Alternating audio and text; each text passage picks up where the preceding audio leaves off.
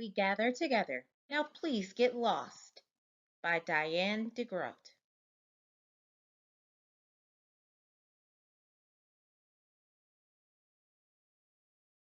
Gilbert was so excited that he tossed and turned all night. Tomorrow his class was going on a field trip to Pilgrim Town, and Gilbert kept thinking about how much fun it would be. Frank was going to be his buddy for the trip, and promised to bring his checkers for the bus ride. Gilbert finally drifted off to sleep when, bam! Something bopped him on the head. Gilbert woke with a start and fell off the bed. His sister Lola laughed and waved her doll around. "You have to get up," she said. "I am up," Gilbert said, but he was really down on the floor, stuck between the bed and the wall. Lola tried to bop him again. "Mom says you're late for school."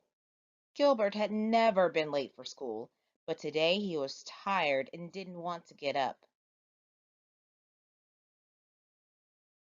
When Gilbert stumped into the kitchen, his socks didn't match. Toothpaste was dribbling down his shirt, and his hair was sticking up in all the wrong places. "Oh dear," Mom said when she saw him. "It looks like you got up on the wrong side of the bed today." She handed him his lunch bag as he hurried out the door. Gilbert had missed breakfast, and his stomach growled all the way to school. When he got to his classroom, Mrs. Bird had already marked him absent. She erased the X next to his name and said, "You should be thankful that we didn't leave without you, Gilbert."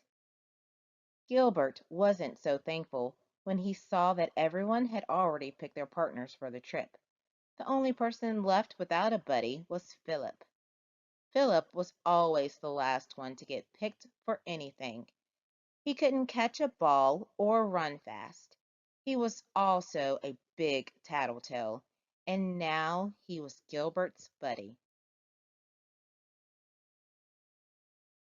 When the bus started down the road, Gilbert looked around. Frank and Kenny were playing checkers. Patty and Margaret played Travel Battleship. Louis and Sam read a comic book. Gilbert and Philip just sat. Gilbert's stomach growled again. He opened up his lunch bag, but Philip said, "I'm telling the teacher that you're eating on the bus." Gilbert closed the bag. Finally, Mrs. Bird said, "Now, class, we're almost there. At Pilgrim Town, we'll see how the early settlers lived. They were thankful that they got through a hard winter and celebrated their first harvest with a Thanksgiving feast. During our visit today, I want you to think about all the things that you can be thankful for." Patty raised her hand and said, "I'm thankful that no one threw up on the bus." Louis shouted, "I'm thankful that we didn't have to do spelling today." Everyone laughed, except Mrs. Bird and Philip, who was the best speller in the class. Gilbert just slouched in his seat and said, "I'm thankful that we're almost there." When the bus pulled into the parking lot, Mrs. Bird said, "Remember to stay with your buddy at all times so no one will get lost." Two by two, they walked through the village where people in costumes talked about how the pilgrims lived. As they headed toward the blacksmith's shop, Gilbert ran to catch up with Frank and Kenny. Philip ran after him, calling, "Hey, wait for me." Frank said, "Too bad we can't be triple buddies, Gilbert, but you have to stay with Philip." When Philip caught up, he said, "Don't walk so fast, Gilbert. Mrs. Bird wants us to stick together." So Gilbert walked really, really slowly. Philip pulled at his sleeve and said, "Hurry up, Gilbert." At the hay barn, Gilbert hid behind a group of older kids, but Philip found him. "Stop it, Gilbert," he whined. "I'm telling Mrs. Bird that you're fooling around." "You're a big tattletale," Gilbert said. "Why don't you just get lost?" "I'm telling Mrs. Bird that you called me a tattletale," Philip said. On the way to the picnic area, Gilbert slipped into the restroom when Philip wasn't looking and locked the door behind him. Now Philip would never find him. Gilbert waited a few minutes, then went to unlock the door. The lock wouldn't turn. He tried again, but it was stuck. He banged on the door, yelling, "Hey, Philip, I'm in here." Philip didn't answer.